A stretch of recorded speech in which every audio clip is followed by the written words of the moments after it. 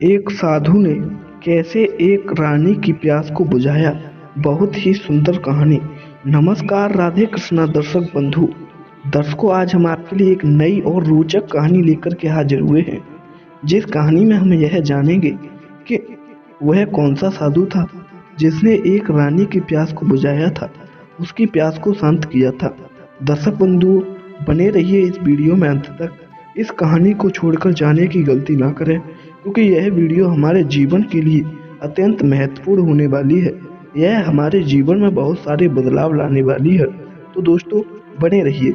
और अभी तक आपने इस चैनल को भी सब्सक्राइब नहीं किया है तो चैनल को भी सब्सक्राइब कर लें और वीडियो को लाइक कर और कमेंट में राधे कृष्णा जरूर लिख दें। आइए दोस्तों, शुरू करते हैं। दर्शक बंधु, एक बार की बात है, एक बार एक कहीं पर बहुत अच्छा सा राज्य था, जिस राज्य में राजा सूरसेन राज किया करते थे। दोस्तों, वह जो राजा सूरसेन थे, उनकी एक रानी से शादी हुई थी जिसका नाम था मंदवती। दोस्तों, वह जो राजा सूरसेन थे, उनकी शादी उस मंदवती के साथ हो गई। मगर कुछ दिनों बाद वह जो राजा सूरसेन थे, वह अपनी पत्नी मंदवती को समय नहीं दे पाया करते थे। इसलिए वह जो रानी मंदवती थी, वह उन राजा को भी पसंद नहीं करती थी। वह जो मंदवती थी, वह हमेशा पराये पुरुष के लिए ही इच्छुक रहा करती थी। दोस्तों, राजा सूरसेन अपनी प्रजा के भले में सोचा करते थे। वह अपने राजा के भले में ही समय को गवा दिया करते थे, बल्कि वह जो रानी मंदवती थी, उनको समय नहीं दे पाया करते थे। दोस्तों, समय बीतता चला गया। अब तो रानी जो मंदवती थी, उनके मन में कई विचार आने लगे। दूसरे पुरुष उन्हें अच्छे लगने लगे। दर्शक बंधु, एक बार क्या हुआ कि एक बार उस राज्य में राजा सूरसेन ने एक भव्य आयोजन किया, जिसमें उन्होंने बहुत सारे राजाओं को निमंत्रण दिया और उन्हीं में जो भी आसपास ज्ञानी संत थे, उन्हें भी निमंत्रण दिया।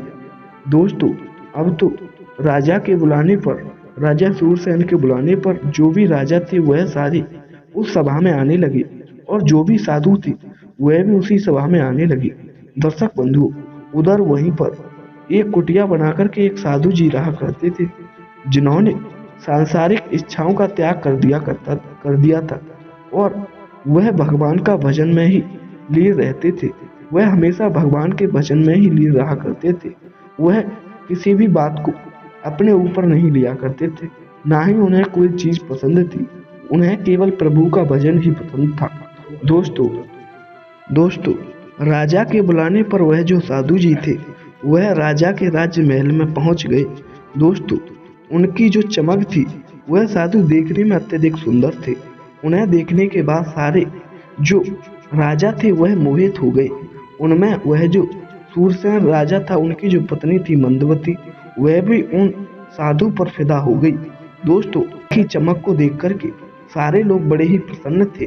दोस्तों, अब तो वहां पर जो भी उन राजा सूरसेन ने वहां पर जो आयोजन रखा था, उसे पूरा किया।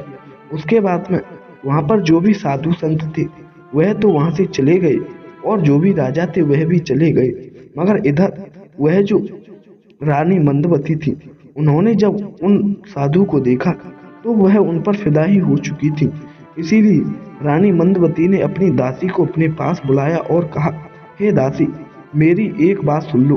तुम वह जो साधु आए हैं, जो काफी चमक रहे हैं, काफी अच्छे हैं, तुम उनसे जाकर के आग्रह करना और कहना कि हमारी महारानी ने कहा है कि तुम 2-4 दिन के लिए हमारा यह जो राज्य दरबार है, इसी में ठहर जाओ और उनसे कह देना। दोस्तों, दासी के जाकर कहने पर वह जो साधु थे, उन्होंने रुकने के लिए इनकार कर दिया। दासी ने उनसे बहुत कहा, मगर वह नहीं रुकने के लिए तैयार थी। तभी वह जो रानी मंदवती थी, उन्होंने अपने जो पति थे सूरसेन, उनसे कहा कि इन साधु को रोक लीजिए, जिससे यह साधु हमें कुछ न कुछ ज्ञान ही दे देंगे। दोस्तों, रानी मंदवती ने सूरसेन से कहा। सूरसेन जो राजा थे, उन्होंने बार बार आग्रह किया उन साधु का और उन्हें अपने ही महल में रोक लिया। दर्शक बंधुओं, अब तो वह जो साधु थे, वह उसी महल में 1-2 दिन के लिए ठहर गए। दोस्तों, जैसे ही रात हुई, उधर वह जो साधु थे, वह तो अपना ध्यान कर रहे थे प्रभु का, मगर उधर वह जो मंदवती थी उसके मन में कुछ गलत विचार आ गया साधु के प्रति, और वह कुछ उन साधु के साथ गलत करना चाहती थी। इसीलिए रानी जो मंदवती थी वह तुरंत वहां से उठी। राजा ने जिन साधु को रोका था उन साधु के कक्ष के बाहर जाकर खड़ी हुई। एकदम से साधु का जो ध्यान था वह भंग हो गया और वह कहने लगे, कौन है, कौन मेरे पास आया है।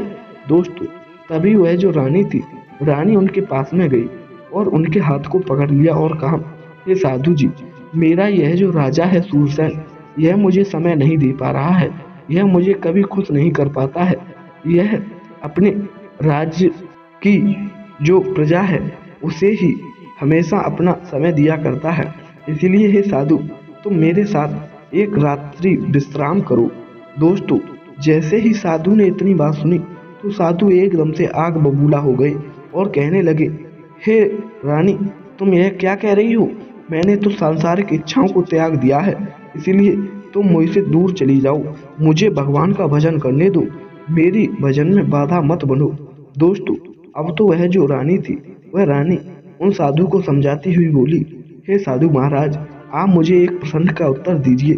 ये बताइए, यदि आपने सांसारिक इच्छाओं को त्याग दिया है तो यदि हम क्या हमारा जो त्याग है उस त्याग का अर्थ यह है कि हम अपनी जो हृदय की इच्छाएं हैं उनकी भी पूर्ति ना कर सकें। ऐसा कौन सा त्याग है जिसमें हम अपनी इच्छाओं की पूर्ति ना करें।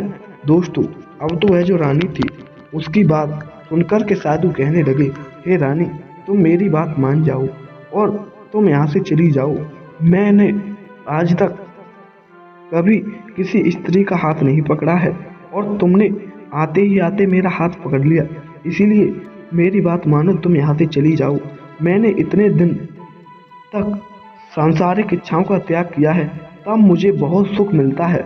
मैं तुम्हें दावा देता हूँ, गारंटी देता हूँ, हे रानी, तुम एक बार खुद पर कंट्रोल करो और जाओ, जाकर के तुम अपने कक्ष में सो जाओ। जब तुम सुबह उठोगी तो तुम्हें एक अलग ही, एक अजीब सी फीलिंग आएगी और तुम बड़ी ही खुश होगी। जाओ, मैं तुम्हें गारंटी देता हूँ। दोस्तों, वह जो साधु थे उनके बार बार चिल्लाने पर, बार बार कहने पर वह जो रानी थी वह अपने कक्ष में चली गई और जाकर के पूरी रात रोती रही। और सुबह जब उठी तब उसने क्या देखा कि अब तो उसे एक अलग ही आनंद की अनुभूति हुई थी, क्योंकि यदि वह यह सोच रही थी, यदि मैं कल रात को कुछ गलत कर देती तो आज मुझे पछतावा हो रहा होता। इसीलिए उन साधु ने सही कहा था कि कल मुझे एक नए सुख की अनुभूति होगी। दोस्तों, अब तो वह साधु के पास में गई और उनके हाथ जोड़े और कहा, हे साधु जी, आपने मुझे सही रास्ते पर लाया, इसके लिए बार बार धन्यवाद। अब मैं अपने राजा से ही प्रेम करूंगी और उन्हीं के साथ सारी जिंदगी बिताऊंगी। दोस्तों, अब उधर वह जो साधु थे वह भी एक दो दिन रुके और वहां से चले गए। दोस्तों, ऐसे वह जो साधु थे उन्होंने उस रानी की प्यास को शांत किया। दोस्तों, उम्मीद करता हूँ आपको यह वीडियो जरूर पसंद आई होगी। अच्छी लगी है तो चैनल को सब्सक्राइब करें, वीडियो को लाइक जरूर कर दें, कमेंट में राधे कृष्णा जरूर लिख दें। दोस्तों, फिर मिलेंगे नई कहानी के साथ, तब तक के लिए राधे कृष्णा, जय हिंद, जय शिव।